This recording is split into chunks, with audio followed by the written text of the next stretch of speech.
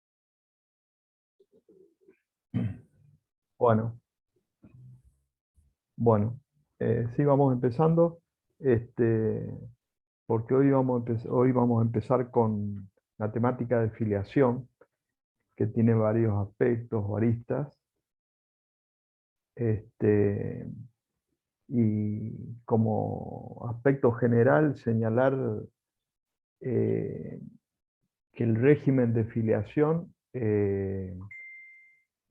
era uno de la, era y es una de las instituciones que más dinámicas o cambio ha tenido en los últimos años, ¿no es cierto? Particularmente con las técnicas de reproducción humana asistida este, que ha producido una modalidad, digamos, en relación a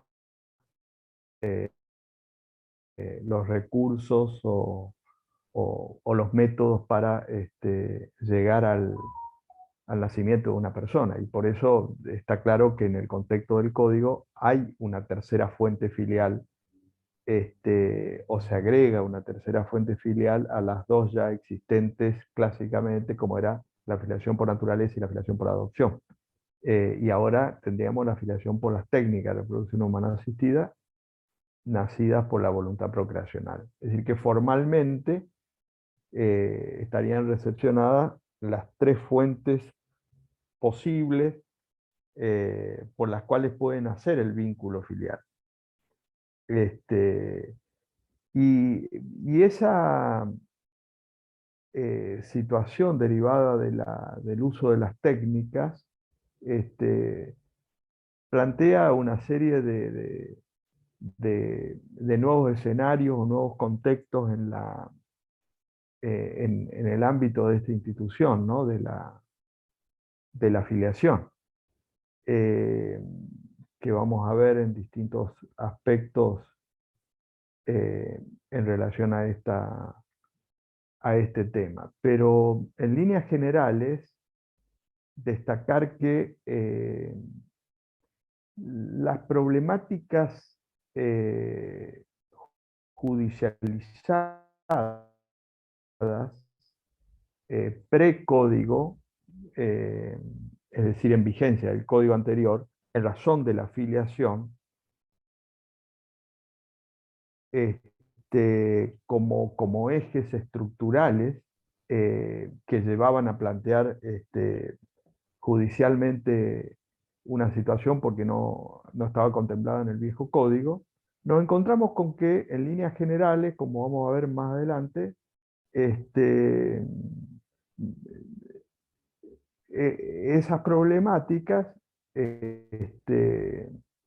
judicializadas, una de ellas es lo atinente a la gestación por sustitución, eh, que se dio el primer caso en la Argentina, judicialmente hablando, o planteado judicialmente en el 2011.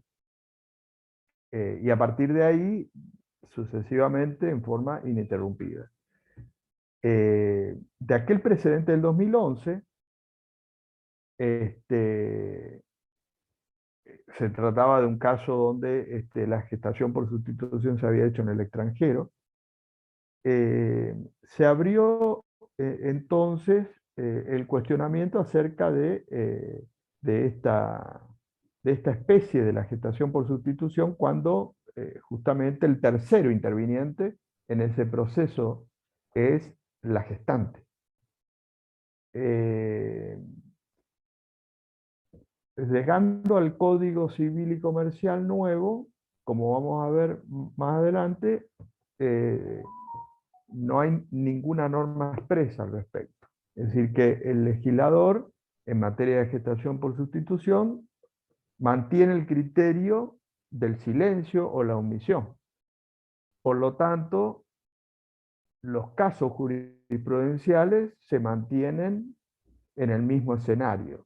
Desde hace 10 años, 5 años con el viejo código, 5 años con el nuevo código, vamos a ver más adelante, que hay muchos casos en que se ha hecho lugar a la gestación por sustitución judicialmente mediante la declaración de inconstitucionalidad, ya sea del código anterior o del nuevo código.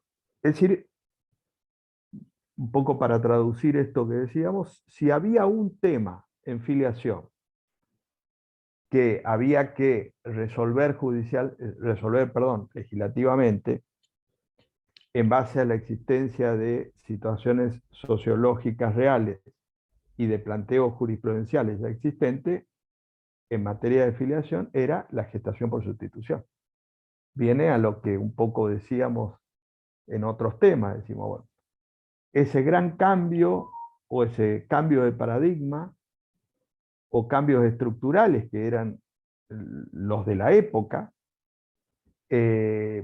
hay omisión. Por lo tanto, la persona o las personas deben seguir yendo a la justicia para que un juez le diga si hace lugar o no hace lugar, declarando la inconstitucionalidad o no declarando la constitucionalidad. Eso lo vamos a ver después en toda esa problemática que se plantea en ese sentido. Es decir, en filiación, primer tema es decir, gestación por sustitución, igual que el código de antes, omite el legislador. Segunda cuestión, la filiación post-mortem. También en la Argentina, después vamos a ver, el primer precedente fue en el 2011, también coincidente con gestación por sustitución, que fue en la provincia de Buenos Aires, departamento judicial de Morón. Cuando habla de la filiación post-mortem, es en aquellos casos donde, usando el recurso de las técnicas que estamos hablando, el material genético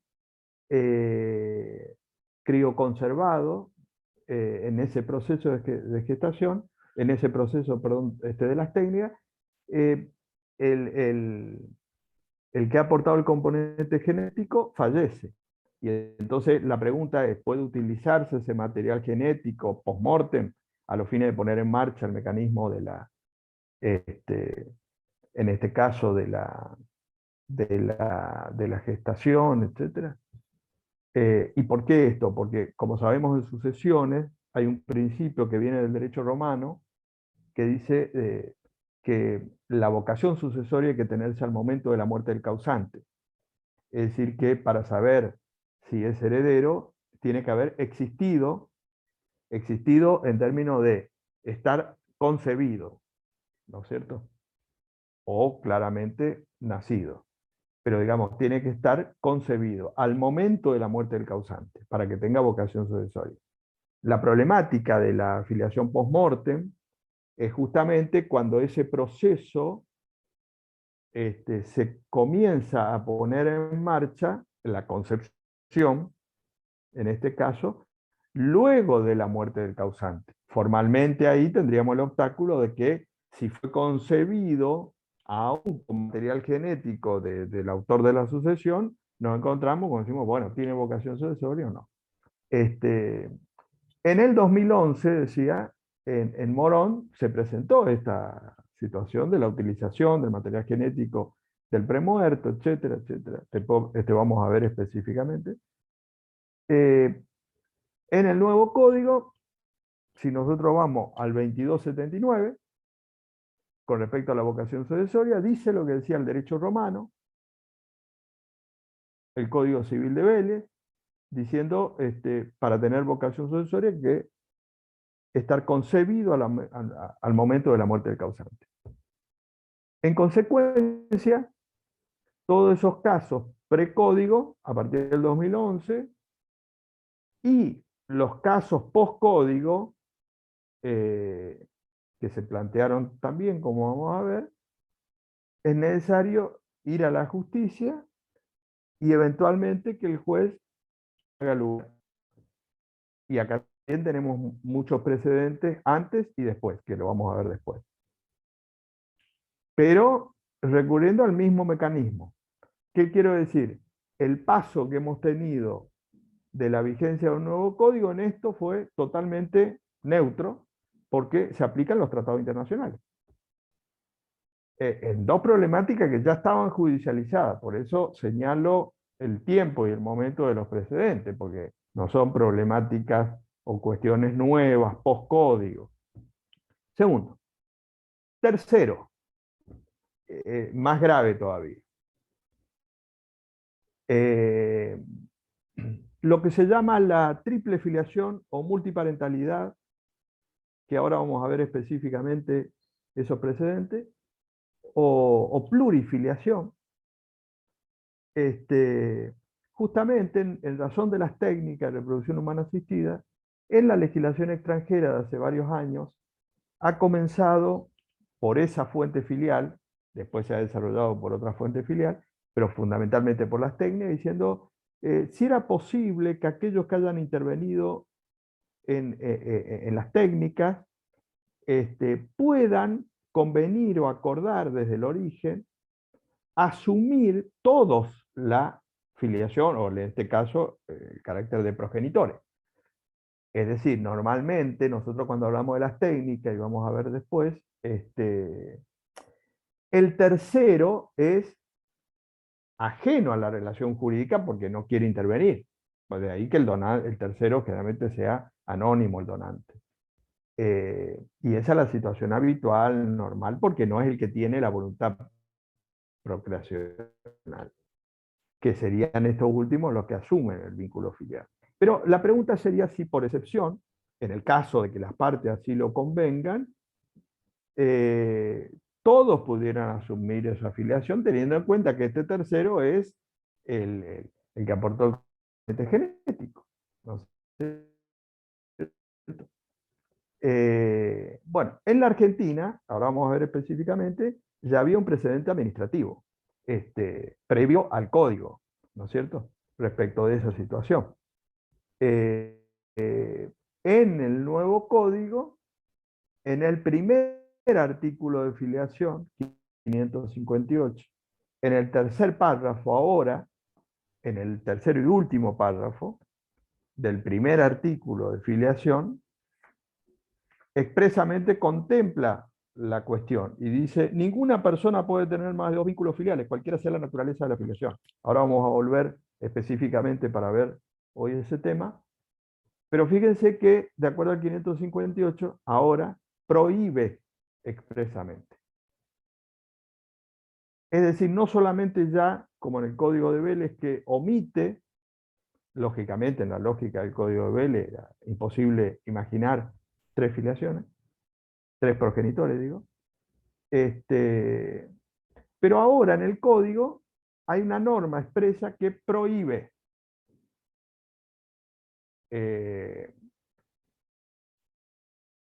Esta norma expresa, como vamos a ver, tiene ya un montón de casos de declaración de inconstitucionalidad, porque justamente si estamos todos de acuerdo, y desde el primer día lo decimos, estamos de acuerdo con la constitucionalización, con el concepto de las familias, superador del concepto único de familia, las familias.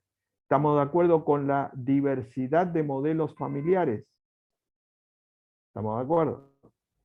Estamos de acuerdo con la ampliación de derechos para la familia.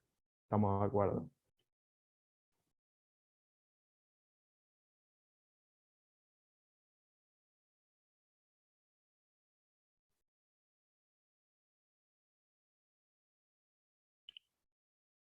salgamos del discurso, vamos al código. Los filiales cualquiera sea la naturaleza de la afiliación.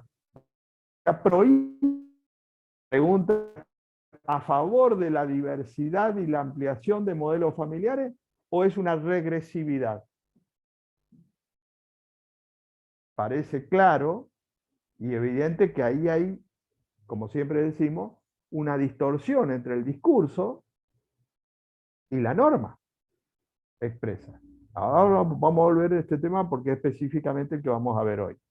Pero digo, ese es el tercer tema. Vamos al cuarto tema, en filiación. ¿Cuál era el debate en los operadores jurídicos, en el derecho y judicializado, y esto ya de 1995, que fue el primer precedente, o sea, miren de los años que estoy hablando, en la cual la gran pregunta es, en el caso de las técnicas de reproducción humana asistida, ¿qué naturaleza jurídica tiene el embrión crioconservado? Es decir, la pregunta del millón es, ¿qué es el embrión crioconservado? Que en la Argentina, de la década del 90, que se hacen o se recurren a las técnicas, hay casos de embriones crioconservados. ¿Qué es una persona, una cosa, es algo distinto, etcétera, etcétera? ¿Qué? Perfecto. En el año 1995,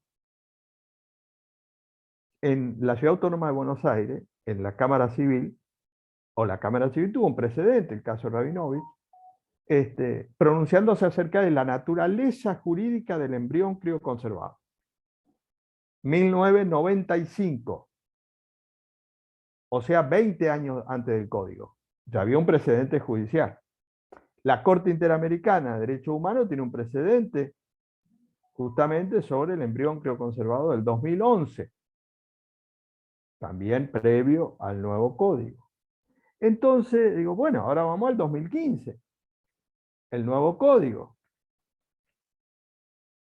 Y voy a leer lo que dice el artículo 19. Dice, comienzo de la existencia. La existencia de la persona humana comienza con la concepción. Punto aparte. Final. Entonces, uno dice o pregunta y dice, bueno, ¿y los embriones crioconservados qué? No, no hay respuesta. Vaya a preguntarle a un juez. Y un juez le puede decir es persona, otro le puede decir es cosa, otro le puede aplicar el fallo de la Corte Interamericana, etc. Perfecto. El momento de la concepción.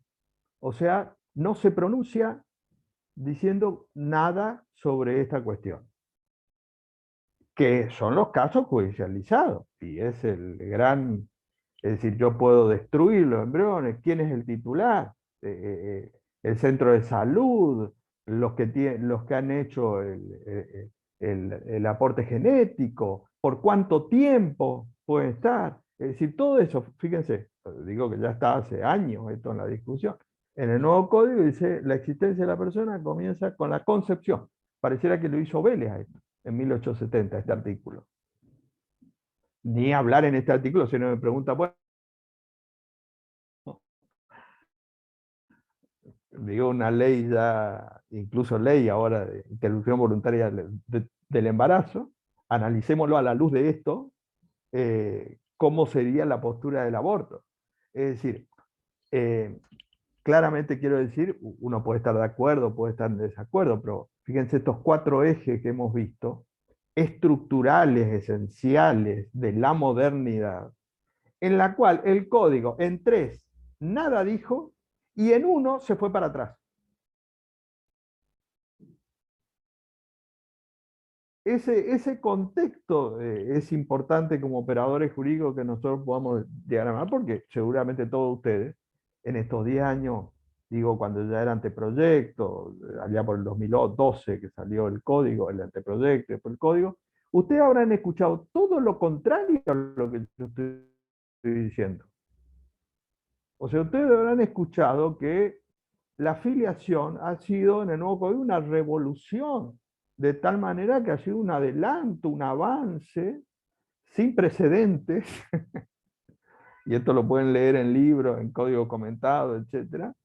Y entonces la reflexión desde la racionalidad, es decir, si uno no tiene que reformular como operador jurídico el discurso que está vacío de contenido. Porque eso es ponernos de acuerdo sobre un tema y decir, bueno, vamos a decir tal cosa, vamos a decir tal cosa, y todos decimos eso. Entonces, todos estos casos judicializados, la gente tiene que seguir yendo a ver qué juez se encuentra ahí. Esta es la realidad. En algunos casos tiene un resultado positivo, en otros un resultado negativo, porque esto también es importante aclarar. Digamos, así como hay casos que hizo lugar a la gestación por sustitución, la justicia, y otros que dijo que no. Y así en todos los temas. Por lo tanto, ese es el escenario real, concreto y específico que nosotros tenemos en esta materia. Entonces, a la luz de esto, a mí me parece que sacando el discurso, todos los avances que se puedan haber tenido, estructurales, serios, que estaban en la jurisprudencia, en la realidad sociológica y en la jurisprudencia ya planteado, no están. Y el operador jurídico tiene que seguir litigando para decir, bueno, vamos a discutir sobre esto, de la misma forma que lo era en el código anterior. Eso como eje estructural en este sentido de los distintos temas que hacen a la afiliación que vamos a ver en un par de clases. Hoy vamos a ver una de esas cuestiones que tiene que ver con una norma específicamente, como decía, que contempla el código, que es el primer artículo de filiación. Nosotros ahora el nuevo código tiene claramente, dice que las tres fuentes filiales son por naturaleza, por adopción y por técnica, sumando a las técnicas a las dos que ya había antes de la vigencia del nuevo código. Bueno, pero en el contexto ya sociológico y jurisprudencial y de la legislación extranjera, el debate moderno, actual, en la afiliación, es avanzar o plantear cuestiones que tienen que ver con la multiparentalidad. Ahora vamos a ver que pueden ser en cualquiera de las tres fuentes filiales, pero la idea es, volvemos, como decíamos antes, cuando veíamos el caso de matrimonio, decíamos, se mantiene el binomio, es decir, la unión de dos personas en relación de pareja, tanto en el matrimonio como en la unión convivencial. No puede haber unión de tres parejas. Nosotros decíamos, eso ya está dado en la legislación extranjera. Y era en todo caso la posibilidad de incorporar como diversidad de modelos familiares esas situaciones. Claramente dijimos, se mantiene el binomio. En filiación, se mantiene justamente cuál es el debate en los últimos 15 años en la legislación extranjera. El cuestionamiento en el vínculo paterno-filial sobre el binomio. Es decir, avanzar en la idea de la posibilidad de que en los modelos familiares pueda haber una situación de un vínculo filial con más de dos progenitores, que vamos a ver que tiene realidad sociológica en muchos casos. Y no está estructurado sobre la base exclusiva, única del binomio.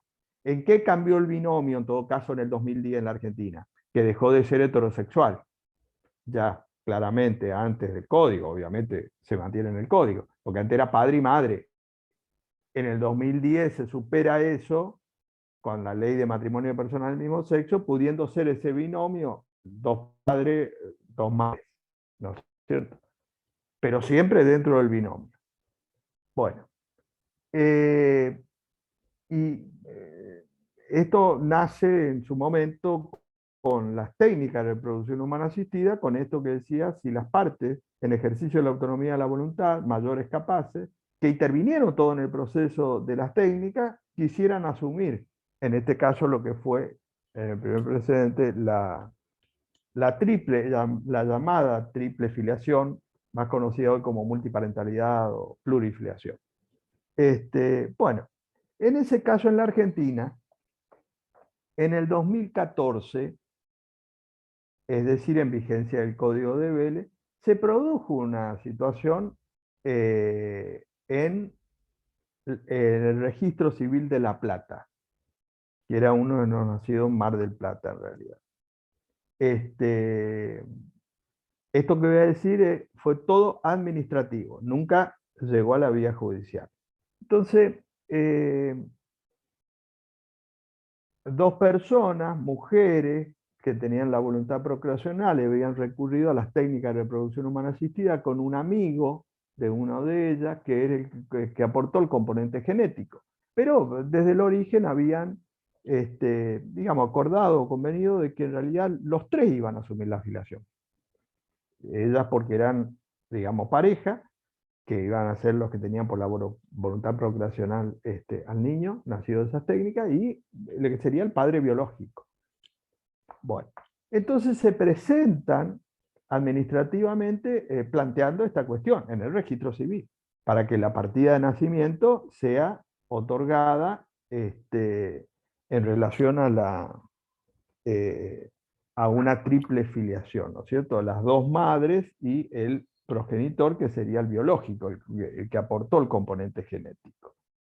Bueno, eso se presentó en marzo del 2014, ¿no? Bueno, el registro civil, con buen criterio, tomó en vigencia el Código de Vélez.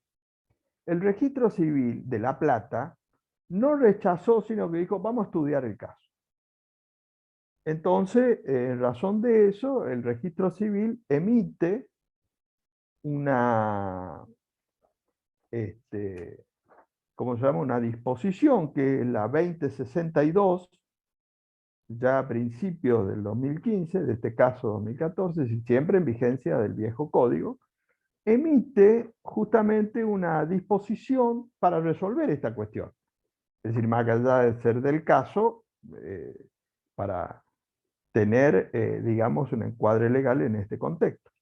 Y entonces dice que el 20 de marzo del 2014, en la ciudad de Mar del Plata, que de donde era en realidad, nació Gaete Guichal, hijo matrimonial de Susana Inés y Valeria Gadet, que estaban casadas, dos mujeres, matrimonio de personas del mismo sexo, y que de Hernán Darío Melasi, conjuntamente con las mencionadas cónyuges, se presenta ante el registro de las personas, solicitando la inscripción del reconocimiento de su hijo Antonio, suscribiendo también ella la solicitud. Es decir, obviamente estaban de acuerdo en ese sentido. Bueno, esa es la circunstancia concreta y específica. Entonces, a nosotros lo que nos interesa, más allá del resultado final, que es también importante, son los fundamentos de la disposición 2062 del registro civil, es decir, un procedimiento administrativo. Nunca llegó esto a la vía judicial. O sea, el registro civil no lo rechazó, sino que va a resolver esto a través de la disposición y vamos a ver los argumentos. Dice el registro civil que la ley 26.061 de protección integral de los derechos de niña, niña y adolescente establece en su artículo 11 que los niños, niñas y adolescentes tienen derecho a un nombre, a una nacionalidad, al conocimiento de sus padres, a la preservación de sus relaciones familiares y a preservar su identidad e idiosincrasia, y que los organismos del Estado deben facilitar y colaborar en la búsqueda, localización, obtención de información de los padres u otros familiares de los niños y adolescentes, facilitándose el encuentro o reencuentro familiar. Perfecto, dice. Asimismo,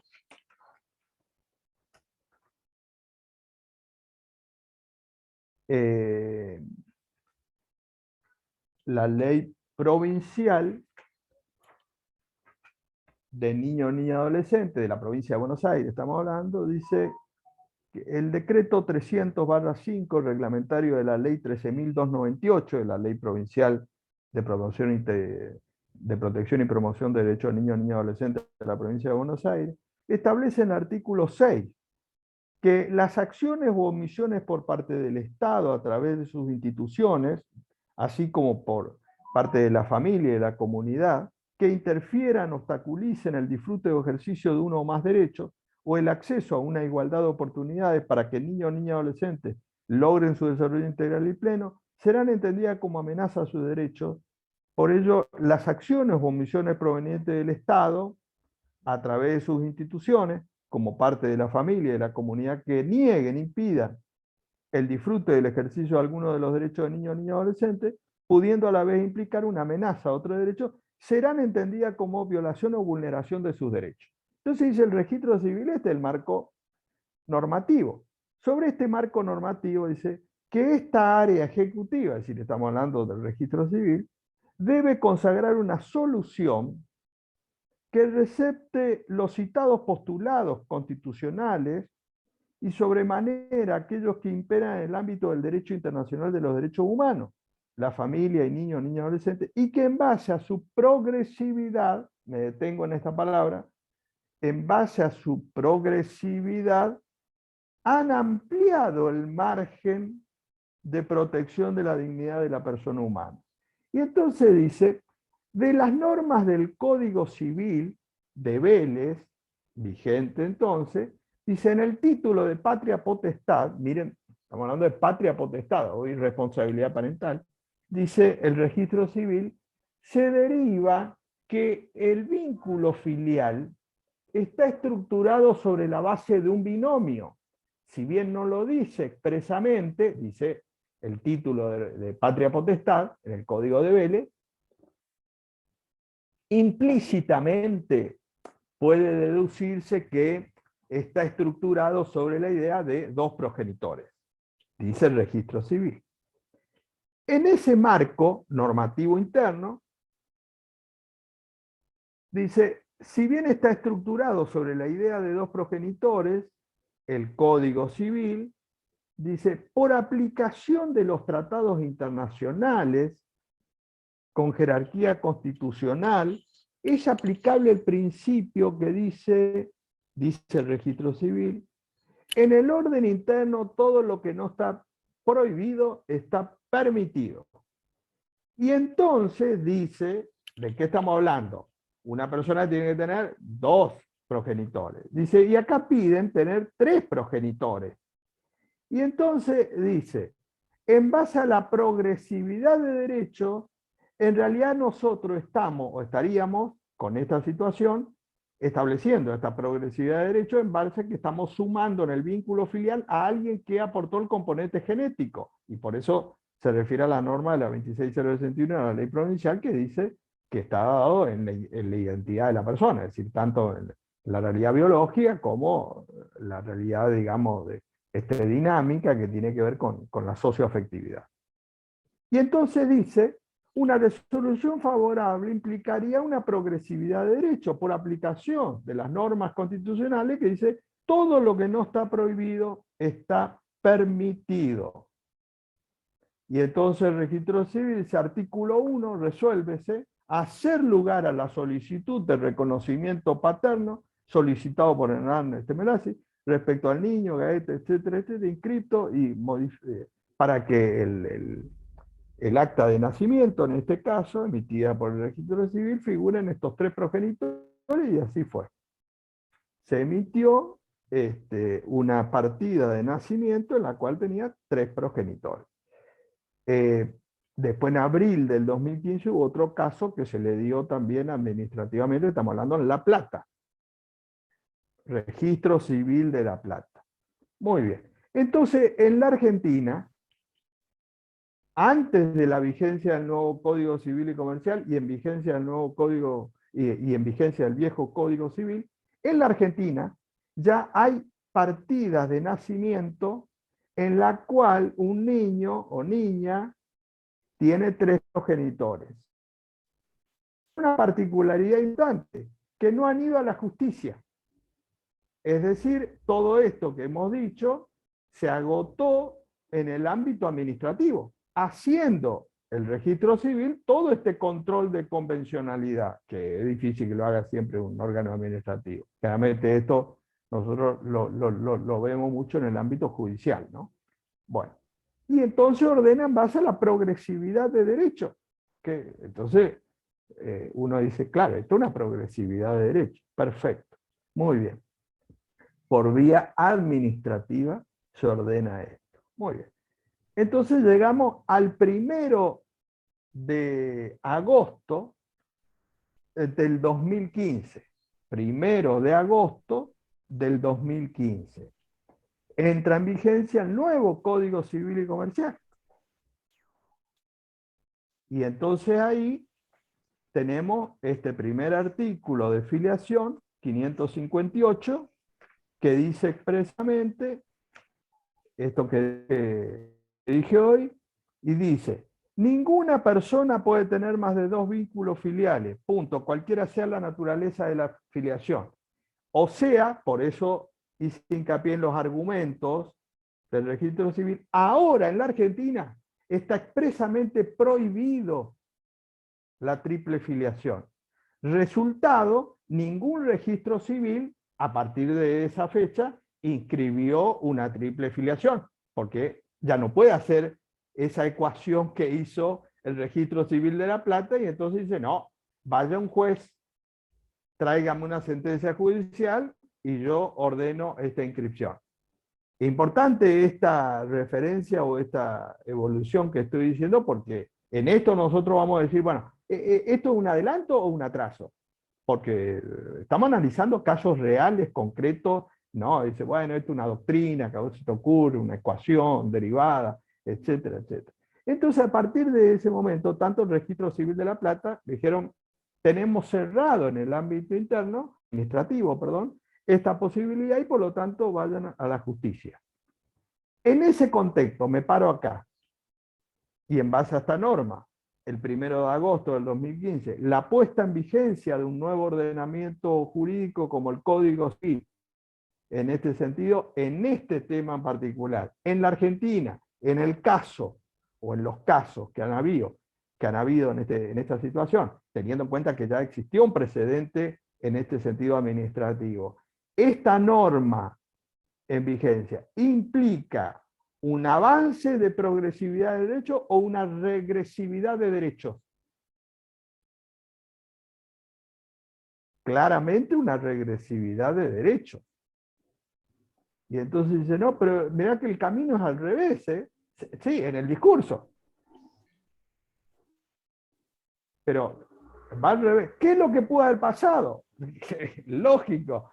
Ya ese mismo año, en Mar del Plata, se dio el primer precedente judicial, porque fueron Mar del Plata por casualidad, digo por casualidad porque este primer precedente administrativo era en Mar del Plata. En Mar del Plata se da una situación similar por las técnicas, etcétera. Entonces el que aportó el componente genético quiso asumir la voluntad, quiso asumir la triple filiación, y el registro dice: no, mira, ahora ya cambiaron las cosas, dice, porque ahora estamos constitucionalizados, dice. Hay un nuevo código, dice, y entonces va a tener que ir al juez.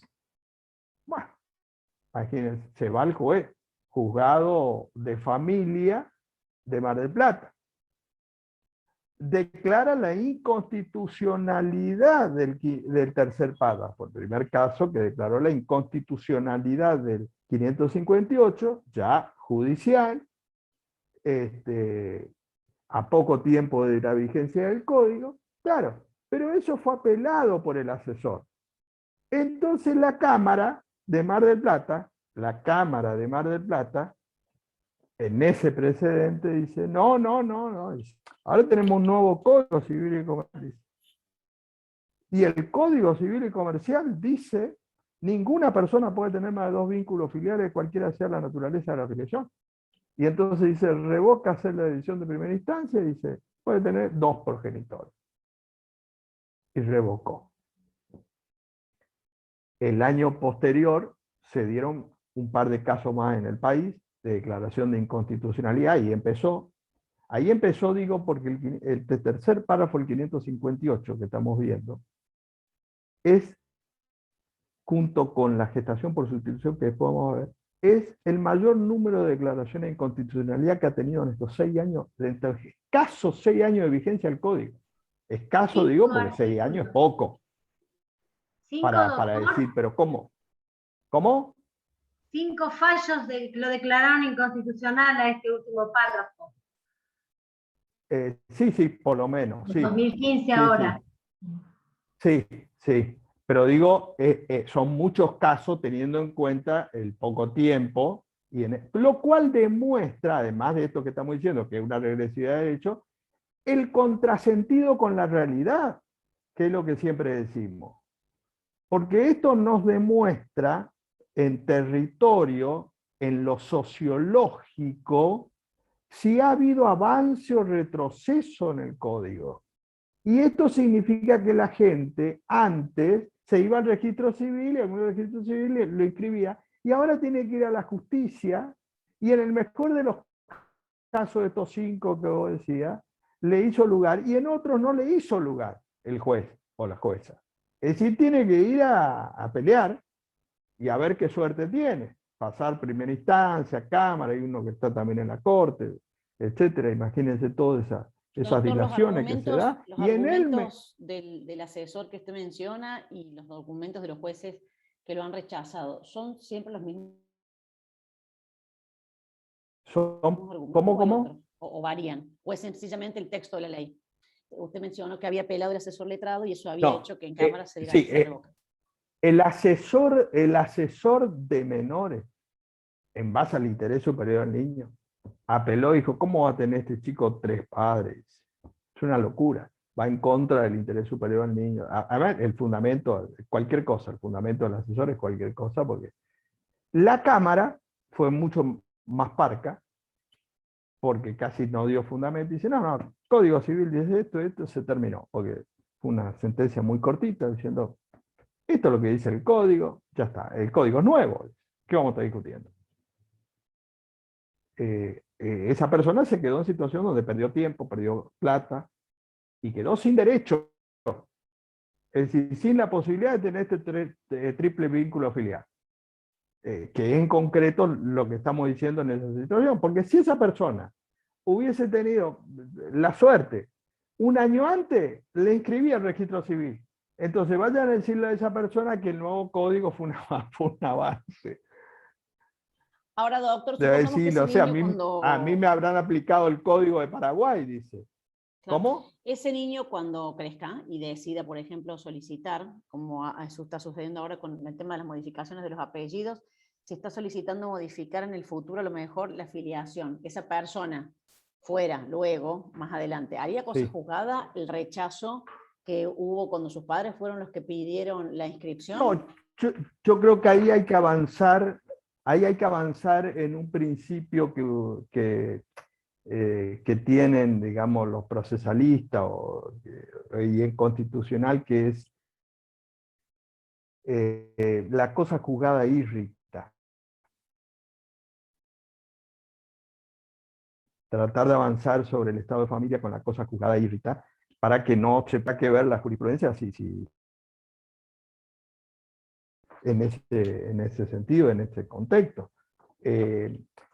Por el caso de Córdoba, que ustedes están en Córdoba, el año pasado, uno dice, bueno, en el caso de las técnicas de reproducción humana asistida, ahí uno focaliza o trae a colación lo de las técnicas, porque dice lo de la triple filiación, etc. Pero la triple filiación o la multiparentalidad no hay que asociarla solamente con las técnicas, sino con los otros 2 vínculos filiales. En la provincia de Córdoba, en este caso en Capital, en el 2020, febrero del 2020, es decir, pre-pandemia, próximo a entrar en pandemia, un fallo el 18 de febrero del 2020, de un caso de adopción. Es decir, el vínculo filial era eventualmente por adopción. ¿Cuál era la situación? Un matrimonio heterosexual había iniciado, bueno, la guarda preadoptiva, etcétera, el matrimonio, hombre y mujer. En el camino de la filiación, antes de la sentencia de filiación, del comienzo, estamos en adopción, ¿no? Antes de la sentencia de adopción, eventualmente, el matrimonio se divorcia. Y la madre, la supuesta madre que pudo ser adoptante, que tenía la guarda con el marido, ya divorciado, se vuelve a casar, no con él, con otro. Entonces el nuevo marido pide la adopción. Es decir, nos encontramos que en todo ese proceso teníamos el ex marido que ya no convivía con el niño sujeto de adopción, pero que había tenido todo un periodo de convivencia de afectividad o socioafectividad. Y el nuevo marido, que era el que ya estaba conviviendo obviamente con la madre. La madre siempre estuvo en este sentido en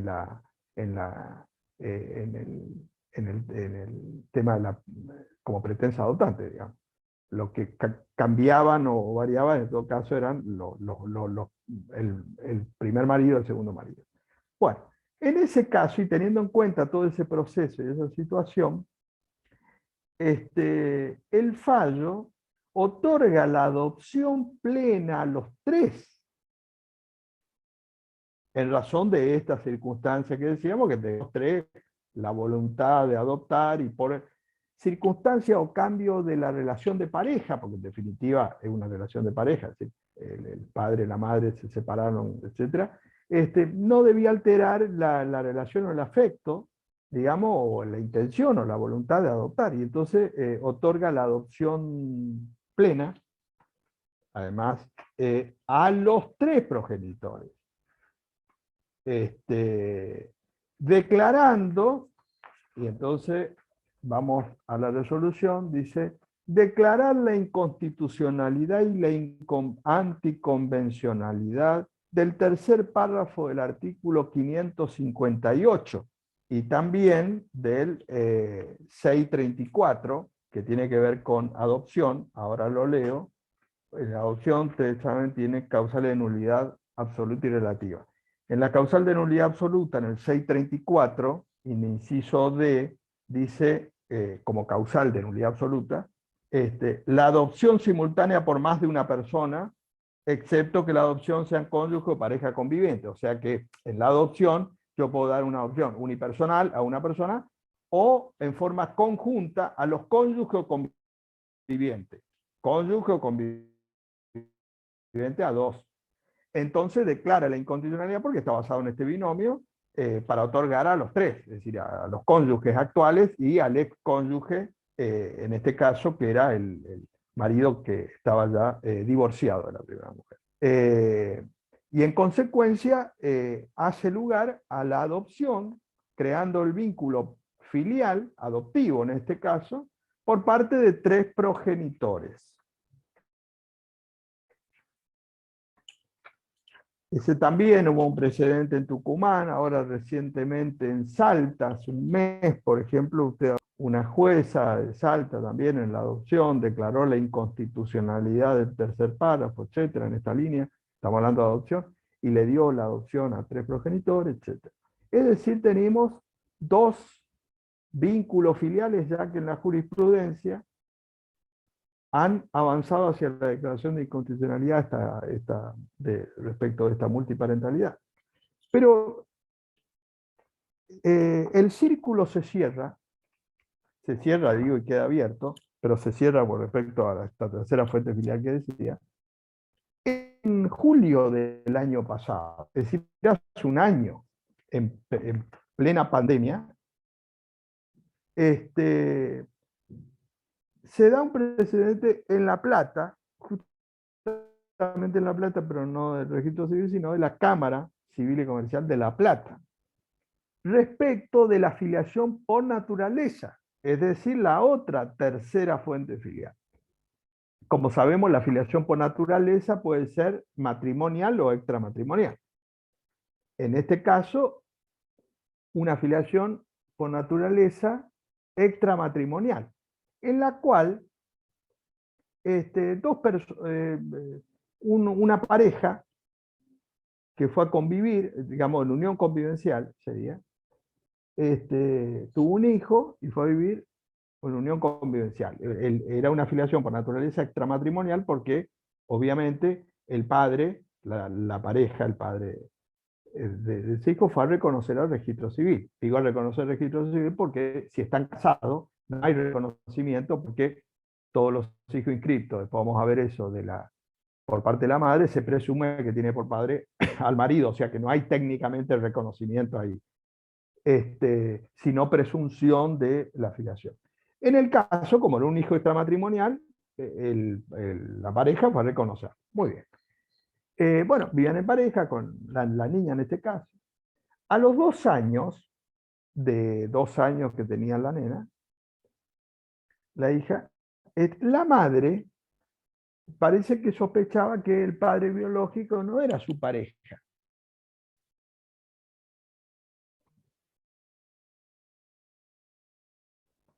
Sino que era uno normalmente a ellos, ¿no? A la pareja. Entonces, la madre, en este caso, estamos hablando de filiación por naturaleza, se somete a una prueba biológica extrajudicialmente, todo esto, con el que sospechaba que era el padre biológico, o sea, el amigo de la pareja. Y entonces, bueno, el resultado es positivo, que resulta que era el padre, el tercero. Era el padre biológico, el tercero. Bueno, esto a los 2 años. Entonces, la madre y el padre biológico, sería este tercero, le dicen a la pareja de la madre la situación, y le dice que se habían sometido a la prueba biológica, y bueno, que el padre biológico era este tercero. Bueno, conocida esta circunstancia, el padre legal, es decir, la pareja de la madre, con quien vivía la nena, la madre, y el padre biológico, sería este tercero, acordaron, ellos seguían en pareja, o sea, la situación se mantuvo, y por lo tanto lo que ahí se dio es una circunstancia donde se hizo saber esa realidad y se asumió esa realidad. Entonces los tres, digo, estos 3 personas, lo que querían era que la nena, porque la nena tenía vínculo con este tercero, sepa la verdad. O sea, sepa la verdad, que el padre legal, el padre, la pareja de la madre, que lo reconoció, pero que su padre biológico era este tercero amigo que lo conocía nadie.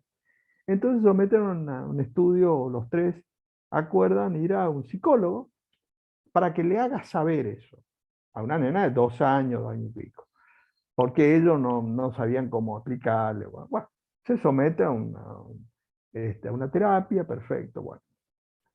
Después de esto, entonces el padre legal va a la justicia,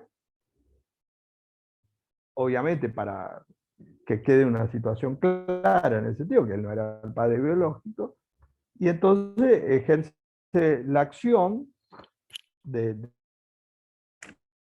que es la impugnación del reconocimiento de la filiación. Como ustedes saben, si la filiación es extramatrimonial, la ley prevé la acción de impugnación del reconocimiento de la filiación extramatrimonial. En este caso, el 593, que dice: el reconocimiento de los hijos nacidos fuera del matrimonio puede ser impugnado por los propios hijos o por los terceros que invoquen un interés legítimo.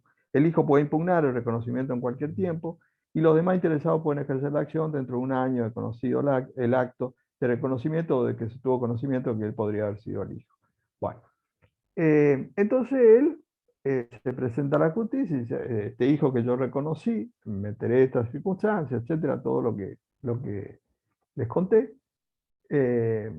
impugnando la filiación. Bueno, en primera instancia se hace lugar, se someten a la prueba biológica, y efectivamente el padre biológico era el tercero. Entonces el fallo de primera instancia, aplicando el criterio clásico, único del código, dice: bueno, demostrado este vínculo filial, este sale y este entra. Digo gráficamente para que se entienda en ese sentido, es decir, queda desplazado el padre reconociente y queda emplazado el padre biológico. Esa situación va a cámara, y el fallo de cámara es lo que nos interesa en este caso. porque el fallo de primera instancia lo que hizo es un fallo de los 200.000 que hay en la Argentina, precódigo, postcódigo, igual, digo, esto era tanto así como ahora en el viejo código, en el nuevo código. Entonces, la Cámara, teniendo en cuenta esta circunstancia, este contexto, revoca el fallo de primera instancia y teniendo en cuenta las circunstancias, dice, y basándose en el informe técnico, en este caso de la psicóloga, decía la nena, como había sido ya antes de la judicialización, se le hizo saber la realidad biológica, todo esto que le dijo, la nena lo llama a los dos papás. Es decir, explicita el fallo de Cámara que en realidad la nena, en el momento tenía 5 años. Miren de importante que esto, a veces acá en este curso no estamos hablando de familia, pero varios tuvieron y están en varias oportunidades cuando hablamos de abogado del niño, ¿no? Cuando hablamos de esto de la madurez y edad suficiente, etcétera, yo les invito a que lean el fallo de Cámara, que resulta que una nena entre 2 y 5 años entendió todo. Y entonces, basado el fallo de Cámara en esa circunstancia, diciendo, la nena le llama a los dos papás y sabe la realidad, es decir, que este es el padre biológico, que es el amigo de la pareja y que esta es la pareja de la madre, el que le reconoció y que es el padre. Lo cual es sorprendente y está como que la nena tenía, al momento del fallo de Cámara, 5 años. Si uno le dice a un juez común habitual, en un caso de cuidado personal, alimento, dice, vamos a escucharlo al niño, no entiende nada este niño. ¿Qué va a entender uno de 5 años? No entiende nada. Que toda una ideología, por supuesto, basada en el artículo 26 del Código, cuando habla de la madurez de edad suficiente, cuando tiene que tener asistencia letrada, etcétera, etcétera. En ese caso, el fallo, basándose en la recepción que ha tenido la nena de 5 años, destaco, porque si tenía 16, 17, uno dice, bueno, entendiendo esa situación y como a los dos lo designa padre y tiene el rol, en este caso, se revoca el fallo y se integra al padre biológico, coexistiendo, en este caso, ambas paternidades, porque la maternidad ya estaba, obviamente, y sin discusión. Entonces, dar un triple vínculo filial, teniendo en cuenta esta multiparentalidad y estos roles, y acá introduzco algo que es lo que decía recién, la realidad sociológica, ustedes, cuando uno desde los casos, desde situaciones que conoce, de consulta, ¿cuántos casos hay en la Argentina hecho de multiparentalidad? Si bien nosotros tenemos el caso del progenitor afín que se vio, un vínculo más de hecho, pero no un vínculo, digamos, de filiación, que sería en todo caso la adopción de integración, si yo quiero recurrir al vínculo filial. Pero digo, en donde en circunstancias concretas puede ser que la solución, no en todas, sea en lugar de sacar a este y poner a este, que los dos queden. Y digo esto ¿por qué? Porque la discusión o el dilema que nosotros nos quedamos hace 30 años de la Convención de los Derechos del Niño es si en el derecho a la identidad hacemos prevalecer la realidad biológica o la relación afectiva, lo que se llama el padre solidario, el padre afectivo, la socioafectividad que podamos haber. Y en ese sentido, el dilema nuestro es uno u otro, que en muchos casos puede ser así y es así. El criterio superador de esto en los últimos años en la legislación extranjera es si el derecho a la identidad pueden coexistir estas situaciones, no excluyendo, sino incluyendo a través de la multiparentalidad. Eso es lo nuevo digo hace más de 10 años en la legislación extranjera. Y nosotros tenemos el 558, el tercer párrafo, que prohíbe. Este fallo de La Plata me parece muy interesante, porque es sobre el vínculo por naturaleza, que hay muchos casos de la realidad, y que muchas veces entonces se oculta la realidad biológica, porque el tercero reconociente, vamos a suponer este caso, dice, no, pero no vamos a decir nada, porque yo ya soy el padre, y entonces se construye todo un vínculo a partir de el parámetro, la necesidad de decir, bueno, tu padre soy yo o él, en este caso. Cuando que podrían ser los dos, en estas circunstancias, donde uno ejerce el rol de padre ya tuvo un rol afectivo, hasta los 5 años, ejerció el rol de padre, fue padre legal, etc. Y el otro, el padre biológico. Y entonces dice, no necesariamente es uno u otro. En ese caso, y dada la recepción de la nena, obviamente, que admite a los dos, son los dos. Y eso es lo que tenemos que abrir el horizonte. Porque claro, para abrir los horizontes, lo primero que tiene que hacer el operador jurídico es cuestionar la ideología del código. Porque si no va a ir contra la norma del fallo de primera instancia. Es uno u otro. Y vamos a estar discutiendo si es uno u otro. Tenemos que salir o superar ese modelo único, digamos. Y en esto me parece que es importante tener claro esto. Sí, sí, Ada. Doctor, ayer me salió un fallo de primera instancia, justamente en Wincarrenanco, donde el juez le da 2 padres. Yo en realidad estaba por el papá biológico y había interpuesto también la inconstitucionalidad del plazo de caducidad, porque nos habíamos pasado muy largo de 1 año, y el juez no tiene lugar. Que es otro tema. Sí. Claro, y en realidad declara inaplicable el artículo relacionado con el plazo para no declararlo inconstitucional, y le da 2 padres al niño. Sí. Luego, además, saca la sentencia en lenguaje claro, así que muy interesante el fallo. Pasalo, Ada, por eso, por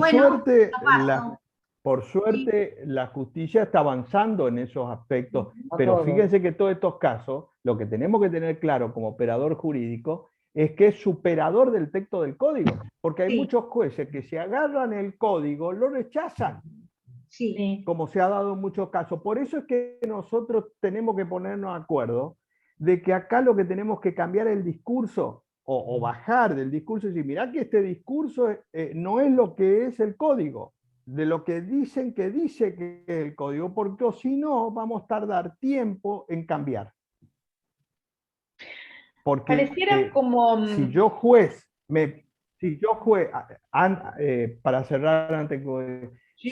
juez me paro en la ideología del código, perdí, como hace la mayoría, porque dice, no, esto está convencionalizado, constitucionalizado, un avance, etc. Y entonces, el operador jurídico, me refiero a abogado, litigante, el juez, lo que tiene que decir, no, mirá que esto es mucho más clásico de lo que parece. Cuando yo me paré ahí, entonces tengo posibilidad de cambio.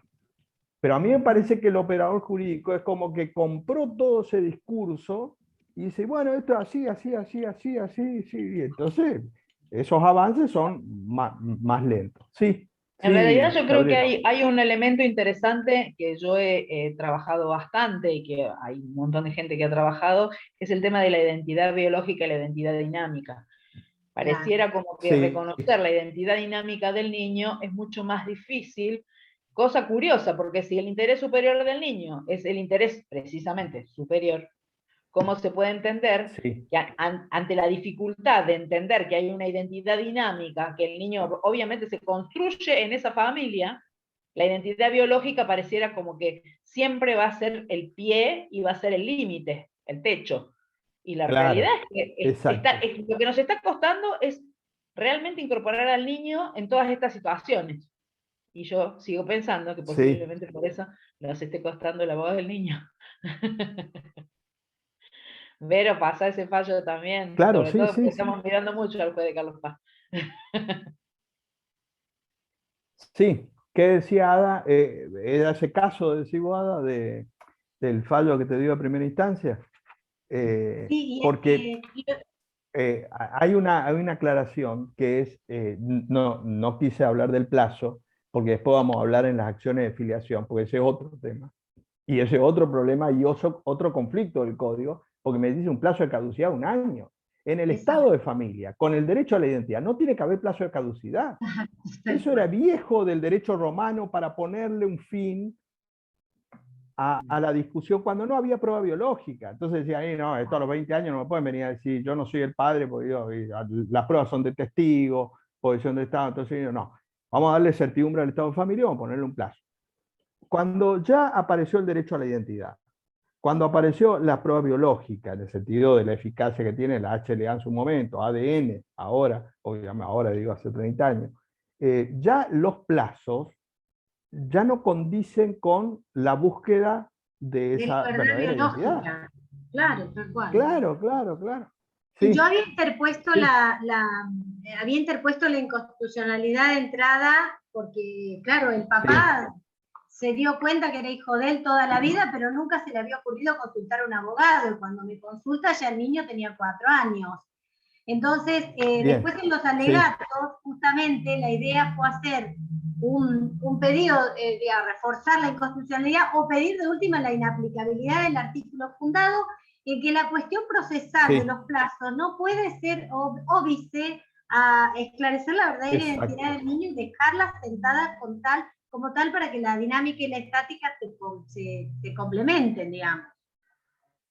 claro, claro, que es otro obstáculo que hay en el código del plazo de Claro. caducidad. Sí. Y ahí también hay casos de declaración de inconstitucionalidad que vamos a ver, pero otros que dicen, no, no, se aplica el plazo del código. A ver, por eso digo, en todas estas situaciones que estamos viendo de casos reales, lo que vemos es que la jurisprudencia o los jueces, juezas, tiene que salir del código, si quieren, en estos casos como salieron, aplicando los tratados internacionales, Eso. que no es fácil, no es fácil, porque el punto es, por eso decía, describir o tener en claro como operador jurídico que esa estructura del régimen de filiación, más allá de esta tercera fuente filial que incorpora el código, etc., en cada artículo, en cada aplicación, vemos que tiene más un formato viejo que nuevo. Y en ese contexto donde esto de la multiparentalidad va a costar quizás, porque primero hay que ir a la justicia, hay que encontrar el juez que declare. Por suerte, vuelvo a repetir, hay muchos casos que se van dando, pero no dejan de ser casos siempre excepcionales, ¿no es cierto? Que tienen que ir a la justicia, porque hay mucha gente, la mayoría de la gente dice, no, que quede con este padre, esta madre, y ya está. Claro, pues, yo tengo que ir a un abogado, tengo que pagar, tengo que... No, dice que quede con esto, y ese es el problema. Porque como yo tendría que tener recurso administrativo de ir al registro civil, sin tener que estar debatiendo o planteando estas cuestiones, porque justamente no está admitido. Es más, está expresamente prohibido. Y entonces ahí empieza el camino que yo tengo que atravesar para los que quieren atravesar eso. Porque yo como abogado, como operador, le digo, vamos a plantear una... No, doctor, ¿y esto qué probabilidad hay? Y la probabilidad es que me diga que sí o que no. Y dice, no, vamos a perder plata, tiempo, no. Que quede esto así nomás. Eso es la mayoría de los casos. No es que la gente dice, ah, bueno, sí, vamos. Son los casos que se dan en la justicia, eso, pero no los que uno no ve que quedaron afuera. Y ese es el contexto de la realidad. Sobre ese contexto de la realidad es lo que nosotros, digamos, tenemos que analizar si este formato legal es acorde o no a esa realidad. Sí, ¿quién decía algo? ¿Alguien que iba a decir algo?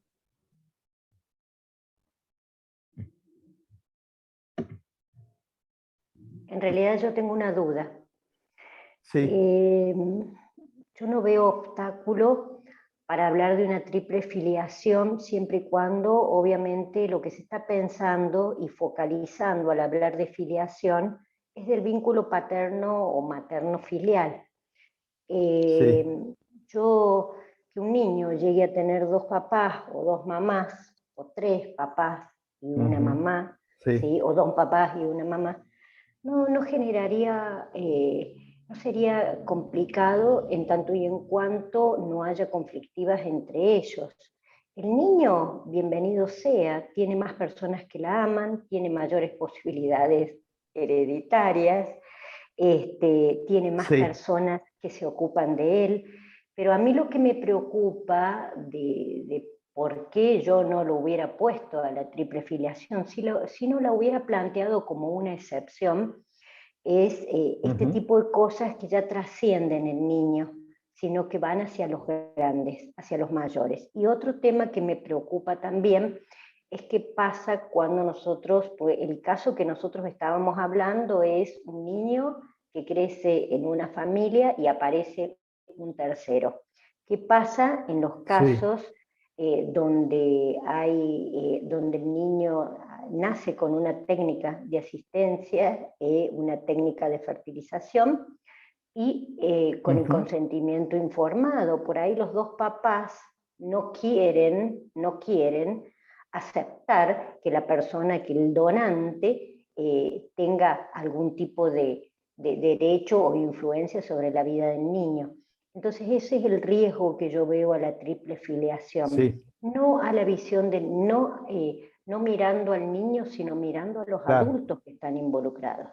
Era un poco una duda, un poco una reflexión. Sí, para poner en contexto esa reflexión, tanto en las técnicas sobre todo, que es donde nació, como en los otros casos, en realidad la triple filiación o la multiparentalidad está puesto no como opción en el sentido común o habitual, sino que es una situación excepcional.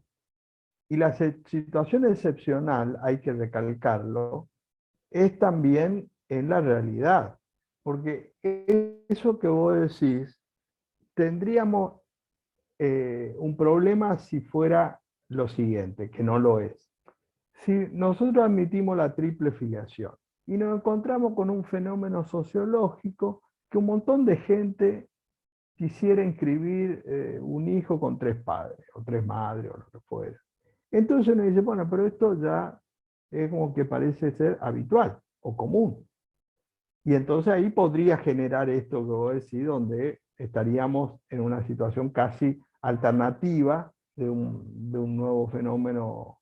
Ahora, hasta acá la realidad lo que ha indicado, por lo menos, y yo creo que además es el sentido común también, ya sea por técnica de reproducción humana asistida, por naturaleza o por adopción, el recurso de la multiparentalidad es excepcional, porque no es fácil tampoco, automático, que los 3 se pongan de acuerdo sobre todo esto. Con lo cual, digamos, ahí yo no le veo riesgo. O sea, lo vería riesgo si uno dice, bueno, se empieza a producir un montón de situaciones de triple filiación, y entonces a partir de eso hay un montón de conflictos. Bueno, ahí podría ser una situación analizable o revisable, pero la situación en las técnicas, por ejemplo, digo acá y en el mundo, el principio general muy claro, muy evidente, y ustedes deben haber visto o sabido de esa situación de gente que recurre a las técnicas de reproducción humana asistida, es que acá los que asumen la afiliación son los que tienen la voluntad procreacional y no el que aportó el material genético. Primero porque estos no quieren eso y este tampoco quiere eso. Es decir, lo normal cuando se pone en marcha el mecanismo de las técnicas es que el tercero donante esté afuera. Estas situaciones que nosotros estamos viendo y que se han dado judicialmente en estos planteos han sido excepcionales. Y en ese contexto tiene que ser analizado. Por eso me parece que no hay riesgo, no hay... A ver, no hay lo mismo esto de la adopción que decíamos. En la adopción hay toda una situación de la realidad, de esa dinámica, que puede ser no inexorablemente conveniente que se otorgue la adopción a más de 2 personas. No creo por eso que pasaría a ser la adopción normalmente de 3, no lo veo. Lo mismo por naturaleza. Entonces, acá habría que plantear la multiparentalidad como opción, como recurso o posibilidad de poder establecer esa situación. obviamente en el interés superior del niño, porque siempre el eje va a estar en el interés superior del niño. ¿Por qué digo esto?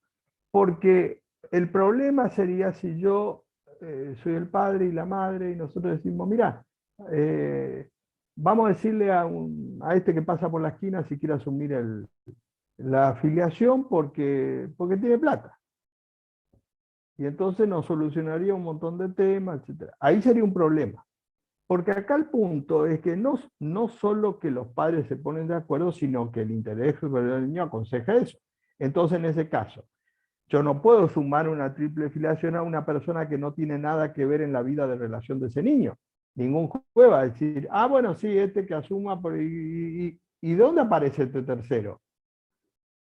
Tiene que tener alguna realidad o algún vínculo, o biológico o afectivo en relación al niño. O sea que siempre va a estar la referencia, digamos, porque en definitiva el eje sobre lo que está puesto esto es que al que yo le voy a establecer la triple financiación es al hijo. Entonces ese es el punto sobre el cual yo tengo que analizar y ese va a ser en todos estos casos, me parece que era el interés superior del niño, porque en realidad formaba parte de la historia de vida del niño. No es que apareció uno y dice, bueno, aparezco yo ahora. Entonces, en ese contexto, lo veo como posible o acorde a esa lógica, ¿no? Actualmente hay muchos Sí, jóvenes que tienen sí, relaciones de 3 sí, personas y se habla ajá, de las ovodonaciones cuando son 2 mujeres, sí, de que tenga incluso el material genético de las dos, o una lo tiene u otra cosa, y plantean una relación de pareja y ujú, proyectándose a futuro como familia los 3. sí, Eso claro, también está. Entonces, en este claro, caso, no estaríamos dando esta cabida si lo planteáramos como una excepcionalidad, una pequeña, sí. Sí, es un tema. acá ahí lo que hay que, claro, es que el tema es que si nosotros admitimos la multiparentalidad, ahí va a estar también el punto del debate respecto de cuáles son los aspectos que uno va a establecer en base a eso. Y ahí está la discusión. Y ahí no hay una sola postura, eso está claro. Lo que me parece es que tendríamos que avanzar en esa discusión en qué casos, situaciones, alcance, eso sería lo discutible. Lo que no me parece adecuado es prohibir, porque es negar y cerrar ya de pleno derecho toda posibilidad que en algún caso puede ser la más conveniente. Es decir, que la postura que nosotros tenemos en el régimen del código sería el peor escenario, porque de eso no se habla, de eso no es posible. Sí, pero yo te demuestro que en este caso, no, no, no, no, no, no. Esa posición, me parece, sería la más desacertada. Después, nosotros podemos entrar a discutir, decir, bueno, con qué alcance, con qué situación, porque fíjense que en todos estos casos, y que tiene que ver con eso, judiciales, los operadores jurídicos han avanzado en plantear la multiparentalidad, ¿no es cierto? Hasta ahí es correcto. Pero ustedes fíjense que todos estos casos, del primero al último, y en esto que me decía el caso ahí de Carlos Paz, que sería analizable también, los operadores jurídicos, por lo menos en todos estos casos, los abogados, que han planteado y que se le ha hecho lugar, solamente pidieron eso. Y me parece que hay que pasar a un segundo paso, porque, a ver, que yo tenga la triple filiación, listo, logré ¿Cuál es el objetivo? Que me emitan una partida de nacimiento que tengo 3 progenitores. Perfecto, y ahí se agotó. Bueno, lo que no está dimensionado todavía o no está visto por los operadores jurídicos de esos casos que no lo han pedido es el régimen legal. Porque en este caso, vamos a suponer alimentos. En todos estos casos, por ejemplo, en la sentencia no se pronunció porque nadie pidió el régimen de alimentos. Claro, uno puede decir, no hay problema, pero claro, está el matrimonio que vive con el niño, ya sea en cualquiera de las fuentes filiales, pero está el tercero que fue emplazado. Y entonces uno dice, bueno, pero tendría que ser justo de que él tenga que participar con una parte de alimentos. Hasta acá nadie lo pidió. Es decir, hasta acá pareciera ser que de hecho los que se hacen cargo en el sentido económico, alimentos, son los convivientes con el niño. Digo, sería injusto que estos dos progenitores legales estén asumiendo una carga alimentaria y este tercero nada. Ahí me parece que los abogados no han pedido porque no han dimensionado, pero en algún momento se va a dar alguna situación o problemática. Pero formalmente en todo estos expedientes nadie pidió nada respecto de los derechos. Por ejemplo, alimentos. Digo alimentos porque es lo más inmediato y que se va devengando sí o sí. No hablo de probables conflictos, como puede ser, bueno, vamos a suponer que el padre biológico después del matrimonio se pelea con el padre biológico, que es también el progenitor. Bueno, el padre biológico va a tener que establecer un régimen de comunicación, porque se supone que ahora, como nadie lo pidió, él lo puede ver. Se supone, digo. Porque en todos estos casos de triple filiación, no se estableció ningún aspecto de alimento, régimen de comunicación, cuidado personal, en el sentido de, digamos, de situaciones de obras sociales, de quién lo iba a tener como incluido en la obra social, o sea, porque ahí tenemos que ver, como no hay un régimen legal de 3, de qué forma distribuimos o no esos derechos y deberes. Eso es lo que se va a venir, porque justamente ya estos casos que ahora no tuvieron ningún inconveniente, pero seguramente digo seguramente porque aunque no tengan en vida, lo van a tener con la muerte.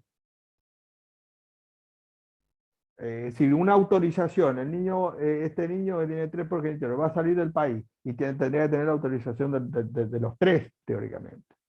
Entonces, el matrimonio va a salir un día y se va a ir con el hijo y decir, bueno, este es nuestro hijo. Bueno, pero la partida de dice que son 3 progenitores. ¿Dónde está el consentimiento de este tercero? No, nosotros somos los que tenemos a cargo, el tercer progenitor lo ve a ver y es un problema.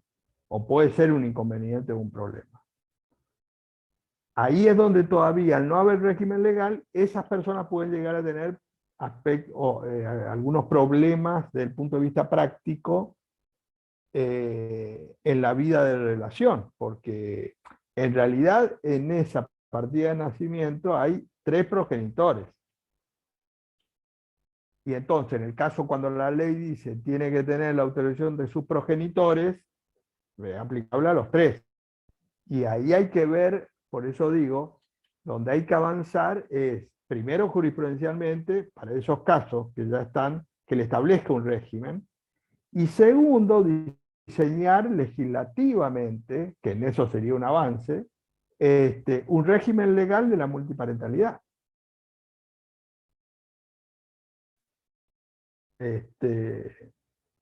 Porque van a ser cuestiones que se van a venir. Ya en estos casos, ¿qué hay? Legalmente. Todo lo que tiene que ver con relaciones de familia. Con el derecho sucesorio, pareciera fácil, o digo fácil, porque en realidad el hijo heredaría a los 3.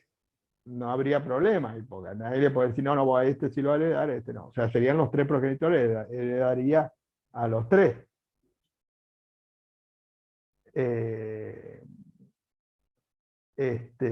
Pero hay un montón de derechos y deberes que se dan en la vida de relación que al no tener todavía un régimen legal, van a tener que ir a la justicia en ese sentido.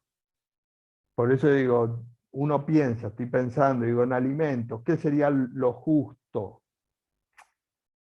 Si los tres tienen capacidad económica, que este tercero aporte. Hasta ahora, ese tercero no conviviente, digo, porque en todos los casos donde se dio tres, con el niño o la niña están viviendo dos, no este tercero.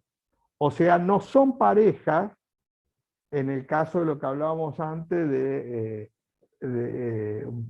pareja de tres, no. En ese sentido son las parejas clásicas de dos.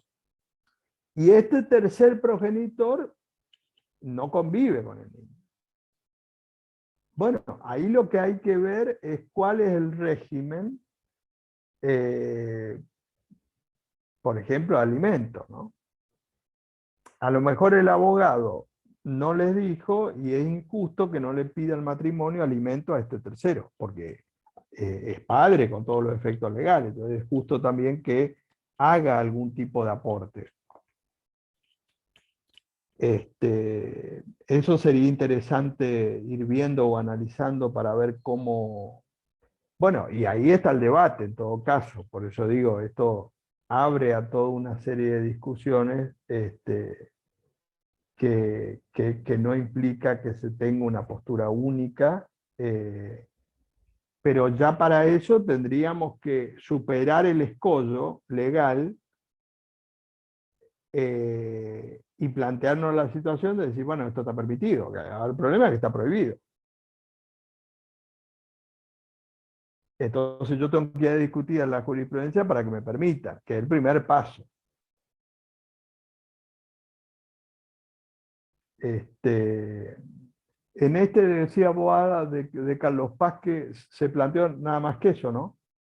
El vínculo. Es de Winca Renaco, sí, porque el papá biológico le venía... O sea, el nene vive con dos. ¿Cómo, Doc? El niño vivía... El niño está viviendo, o sea, tiene los tres progenitores, perfecto. Pero de hecho, ¿está viviendo con quién? Viviendo con quien era su progenitor no biológico y con la mamá. Sí. Y con la mamá, que es la pareja. Que la mamá es la pareja del padre, la mamá es la pareja del padre, sí, del padre reconociente. Sí. Bueno, y entonces... Y el tercero vive solo. El tercero vive solo, pero desde que el niño nació lo mantiene y tiene contacto permanente con él, con conocimiento del otro papá y de la madre, por supuesto. Claro. Sí, yo creo que una de las cosas que tiene que plantear el abogado en esos casos de triple parentalidad es el régimen de comunicación y contacto, porque o si no queda librado una situación de hecho para que quede un régimen legal en la sentencia, ¿no? Entonces que me fije de alguna manera un esquema, digamos, para que no haya o evitar los conflictos que pueda haber, ¿no? En principio. Pero bueno, eso habría que... No pedí nada de eso por el papá, a quien yo represento, por el biológico, porque el otro padre es como si estuviera, digamos, no planteó nada, no está rebelde, pero no contestó la demanda, no fue a la extracción de muestras de ADN, no impuso tampoco ningún impedimento, no dijo ni sí ni no. Y fomenta incluso las visitas, eso de hecho lo hace, entre el papá biológico y el gordito. Claro. Una pregunta. Estoy viendo el fallo, estaba leyendo el fallo. Acá te declaran primero inaplicable el artículo de caducidad. Hacen lugar a la demanda de impugnación de paternidad. Exacto. Sí. Hacen lugar a la reclamación de filiación. ¿Sí? y luego autorizan a inscribir al niño con los 2 apellidos. Y con el apellido del padre no biológico primero, porque dice en la entrevista que el niño tuvo con el juez que no fue incorporada al expediente, por eso yo les contaba que no está firme ese fallo, porque no estoy segura si no lo voy a apelar, porque el niño que en verdad tiene más vínculo con su papá biológico que con el papá reconociente, según el juez en la audiencia, en la entrevista personal y secreta, y que no constó en acta y no la incorporaron tampoco ahora en la sentencia, el niño le ha dicho al juez que quería llevar el primer apellido del papá reconociente. Entonces, nos queda ahí un poco la... Está bien, pero a ver, está bien, pero hay que ver ahora, después voy a leer el fallo, pero en esa pregunta que decía, ojo que acá hay que distinguir, Alejandro, no sé, acá hay que distinguir esto que estamos hablando con algo que hay varios casos ya. Cuando estamos hablando de la identidad, estamos hablando del vínculo filial, en este caso. Porque la identidad integra varios aspectos. La inscripción, conocer la realidad biológica, tener, en este caso, el vínculo filial, el estado de familia sería. El apellido, que es otra cosa. Y entonces, ojo, que no porque yo lleve el apellido, soy padre legal, soy padre jurídico, digo. Por ejemplo, en Córdoba se dio allá por el 2002, para poner un caso en esa situación claramente, en una impugnación en el viejo código, impugnación de la afiliación matrimonial del marido. Y recuerda que el 258, 259 del viejo código decía que el marido podía impugnar, digamos, en un año, ¿no es cierto?, la afiliación. Bueno, en ese caso había impugnado en Córdoba, capital, a los 18 años. Y entonces él plantea la inconstitucionalidad del plazo, obviamente, le pasó cuánto tiempo. Y en ese caso se hace lugar a la declaración de inconstitucionalidad del plazo, se le da la legitimación activa, efectivamente se somete a la prueba biológica y efectivamente el marido no era el padre biológico. Entonces quedó desplazado la filiación, ¿no es cierto? Pero en segunda instancia, el adolescente digo ya casi tenía, no, de mayor de edad, adolescente porque en ese momento todavía la mayoría de edad era 21 años. En el 2002 estamos hablando. Entonces, en cámara, se presenta en cámara el de 18 años, y dice, sí, perfecto, dice, yo le dice al asesor, y entonces el asesor pidió al juez ser escuchado. Había 18 años, no tenía abogado, no tenía nada. Por suerte se fue un día a tribunales ahí y dijo, a ver, ¿en qué juzgado está? A ver el asesor, venga, ¿usted quién es? Y yo, mire, mi padre impugnó, el marido de mi madre, con quien yo viví hace mucho tiempo, impugnó la afiliación, efectivamente, él no es el padre biológico mío, y por lo tanto quedó desplazado, perfecto. Y dice, bueno, ¿y usted y qué quiere? Le dice al de 18 años, el asesor. Entonces le dice, claro, o sea, el problema, creo que ya estaba en la universidad. Si yo estoy en la universidad o empecé la universidad, y a mí me conocen por Ramírez, digo X. Ramírez. Y en la sentencia de primera instancia dice, lógicamente, como queda desplazado, dejé de tener el apellido Ramírez, que era del marido, o sea, el apellido que él tenía. Entonces él decía, yo lo que quiero es que me dejen el apellido Ramírez, porque a mí todo el mundo me conoce por Ramírez. Y entonces, basado en ese testimonio que fue a tribunales, el de 18 años, y que lo escuchó por suerte el asesor, lo plantea, y la Cámara, digamos, confirma la acción de desplazamiento, es decir, el marido de la madre dejó de ser el padre legal, pero le conservó el apellido como parte de la identidad. Esto es lo que quiero decir, hay que distinguir. Acá estamos hablando del vínculo filial, no del apellido. El apellido es autónomo. ¿Sí? Es decir, yo puedo dejar de ser padre, en el caso, pero que el niño tenga mi apellido porque es autónomo de esa identidad, de ese aspecto. Por eso digo, el fallo que vos mandaste, no sé si se refiere al vínculo o al apellido, porque si el apellido solamente es otra cosa, No, hay no. muchos casos de eso. Se refiere al vínculo, lo declara padre, Ah, pero perfecto, perfecto, sí. le conserva al niño el Eso primer, aparte, como primer exacto, apellido el que es venía usando. autónomo. Bien, sí, sí, sí, sí, sí, es autónomo y correcto, porque Yo lo conozco. el apellido forma parte de la identidad autónoma Exacto. independientemente del Exacto. vínculo. Y además en este caso particularmente parece que el juez ha respetado la decisión del niño que tiene 6 años, de que le dijo que Sí. quería tener dos papás, pero quería llamarse fulano de tal y el niño describe cómo quiere llamarse, como primer apellido quiere seguir teniendo el que tenía. O sea, el fallo hace lugar en base a esa voluntad que tienen los dos padres y en razón del apellido. Exacto. ¿Eh? ¿Sí? Bueno, si el juez A mí me resuelve pareció, eso, yo entendí otra cosa. entonces, si el juez resuelve eso, en base a esa voluntad, cuando nosotros hablamos de madurez o edad suficiente, la pregunta es, ¿no tiene madurez y edad suficiente?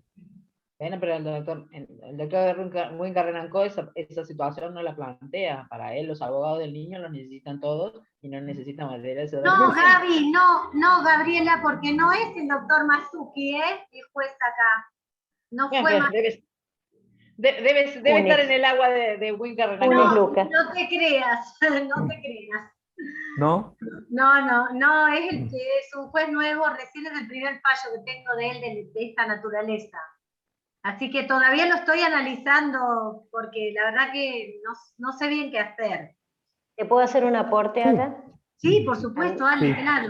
A mí en realidad me parece que, enfatizando un poco en lo que dijo el doctor recién, al niño autónomamente le han reconocido el derecho a la identidad colocándole el doble apellido, pero no se han expedido sobre una triple filiación, que es una cosa distinta. Porque acá yo te estoy leyendo Claro, que hay habría que ver, sí, una después lo voy a acción, leer. hacer lugar a la demanda de impugnación de paternidad, hacer lugar a la Claro, reclamación. claro. Acá hay un desplazamiento, ¿me entiendes? A Sí, eso me sí. refería. Entonces sí. ¿Me entiendes? Que no es un caso de Sí. triple filiación, sino un reconocimiento judicial del derecho a la identidad del niño, como derecho personalísimo. Esa es la sensación. Del nombre. Claro. En este caso Claro. apellido. Sí, sí. Exactamente. Claro, eso es lo que hay que ver. Claro. Claro, hay que distinguir esas dos situaciones. Yo puedo conservar el apellido, pero, a ver, para que vean un caso, esta diferencia, se dio allá en el 2009, 2007, 2009, en la Suprema Corte de Buenos Aires, un caso muy interesante que era el siguiente, de adopción. El, el marido y la mujer habían tenido la guarda preadoptiva, habían iniciado el camino para la adopción. Bueno, y tenían la guarda. El marido se muere. Y entonces ella hace la adopción, propiamente dicho, unipersonal, porque estaba muerto el marido, lógicamente. Sale la adopción unipersonal a la mujer. Entonces ella plantea que tenga el apellido compuesto con el del marido porque él estuvo en la guarda y ejerció un rol, y en este caso que lleve el apellido, no que sea adoptado, porque ella tuvo la sentencia de adopción unipersonal, pero que tuviera el apellido en razón de esa identidad que ellos habían tenido durante la guarda, etcétera, etcétera. Bueno, ese caso que había llegado a la Suprema Corte de Buenos Aires, en razón de esto, justamente, el asesor, entonces, había apelado y llegado a la Suprema Corte porque decía que no, ¿cómo iba a tener el apellido y estaba muerto?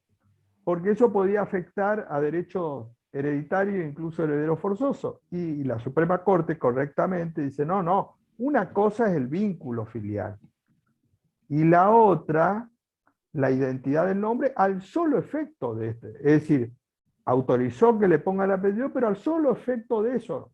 Por lo tanto, él, digo, porque el asesor pensaba que se iba a presentar en la sucesión, o la madre iba a presentar en la sucesión de él, entonces iba a heredar, porque no, era el solo efecto o fines de la identidad en punto al nombre o al apellido. Y eso son dos cosas distintas, por eso digo que hay que distinguir. No sé en esta situación puntual cómo está dado, pero acá el punto es todo lo que tenga que ver con cuando hablamos de multiparentalidad, es con el vínculo paterno-filial, más allá del apellido, ¿no? ¿Sí? Yo tengo un caso ahora donde es una filiación que se inicia cuando la chica ya era grande, la chica ya tiene 35 años. Bueno, fue una afiliación que ella pide, sale el ADN, salió la sentencia correctamente donde desplaza al padre, o sea, en realidad desplaza al padre y ella queda con la afiliación de la mamá. Ella no quiere mantener Sí. el apellido, pero quiere cambiarse, o sea, quiere quedar con el nombre, el apellido de la mamá y quiere cambiarse el nombre de pila, el nombre. Sí. ¿Alguien tuvo algún caso? Porque yo le pregunté al juez y me dijo, si ella lo pide, capaz que se lo dan. Ella quiere cambiarse el nombre, no solo el apellido, sino también el nombre.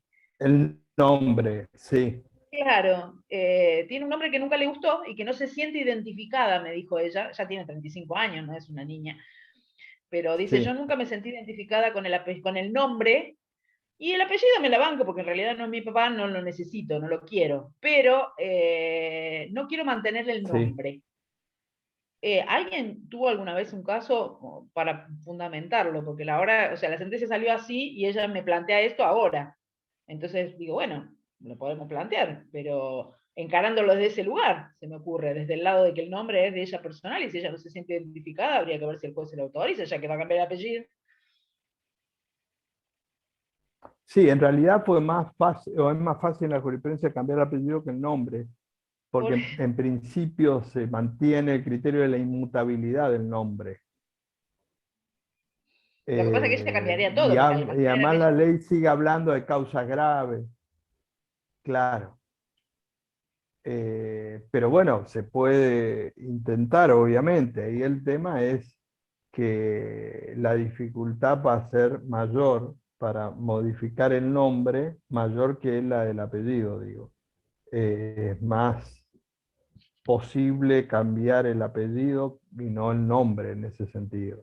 Gaby, y si Este, vos, perdón, Doc, y si vos por ahí sí, demostrás eso, que el uso del nombre le causa una afección tal a nivel psíquico que obstruye incluso el desempeño de la vida normal, por ejemplo, de la vida relacional, a lo mejor, ¿no? Y Digo.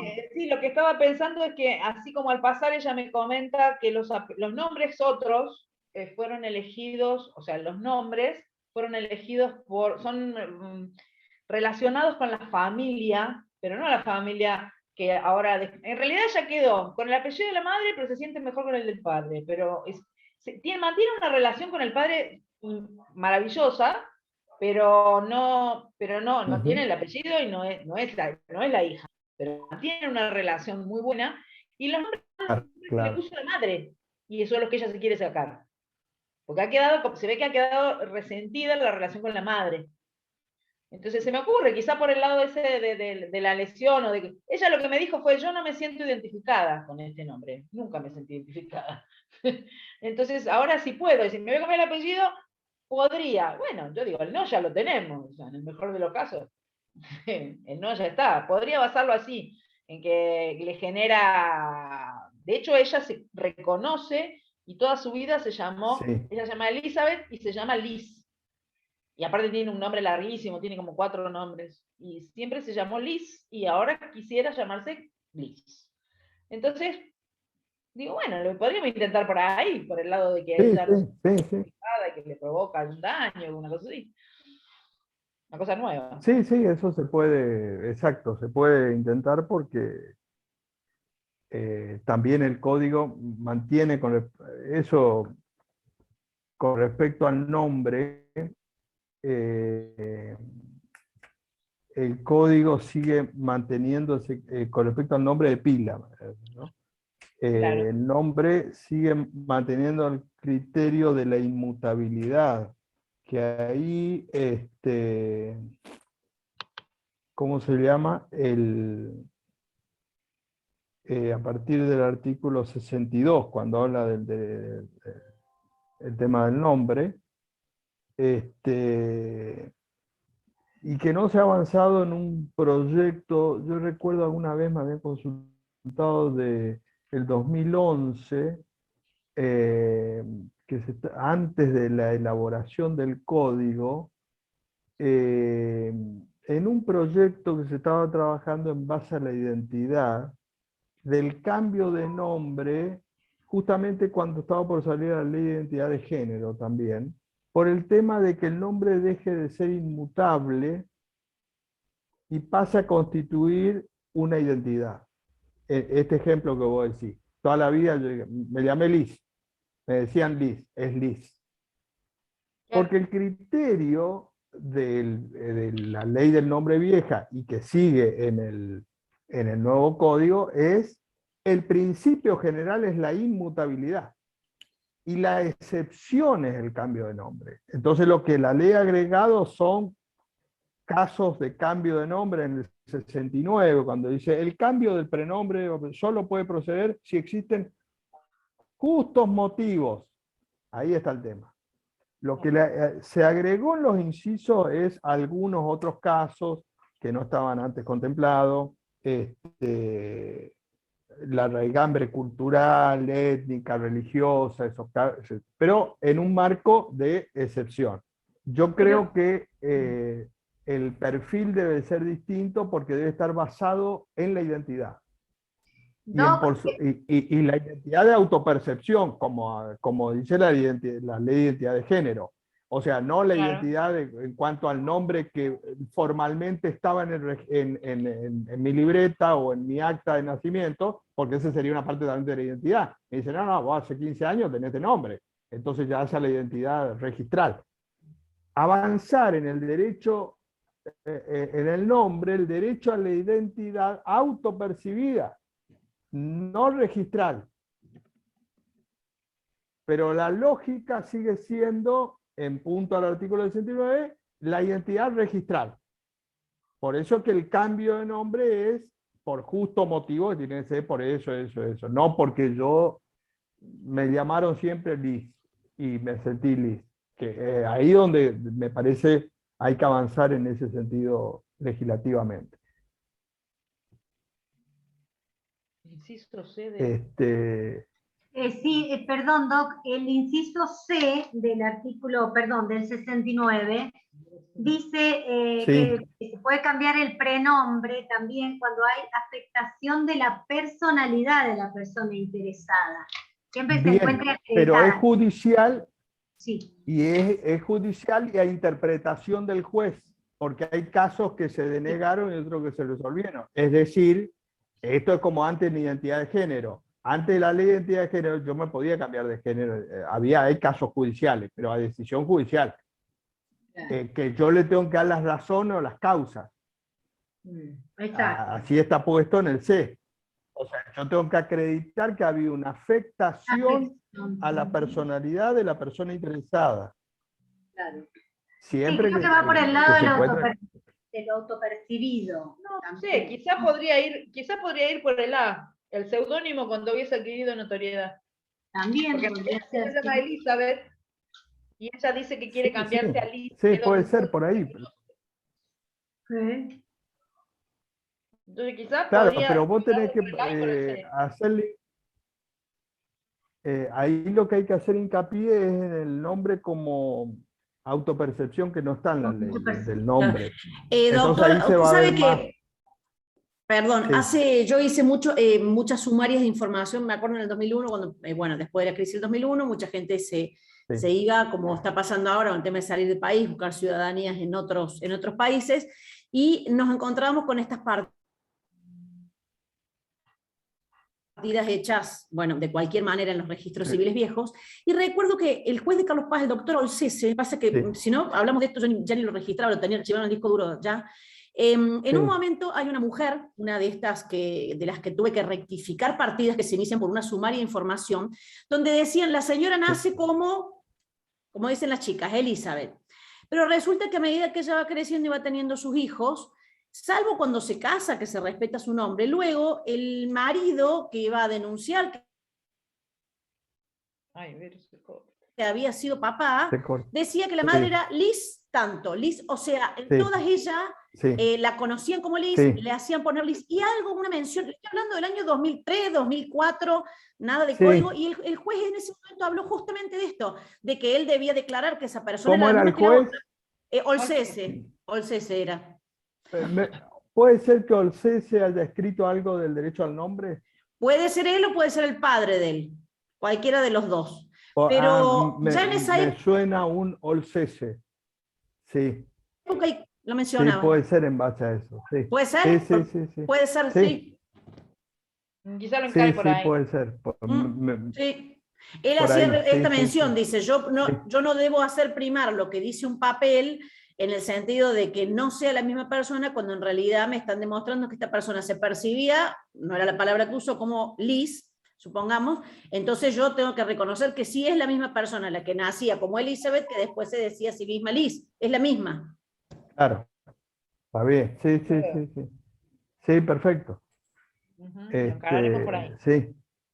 Perdón, se me está ocurriendo que como que pongan, por ejemplo, viste que en algunas declaratorias de herederos dicen Liz o Elizabeth con acento tal, ¿no? A lo mejor que se pudieran, para que sea el procedimiento más breve, bueno, de hecho tiene que ser el procedimiento más breve, pero se me ocurre que hay gente que es conocida como por varios nombres, ¿no?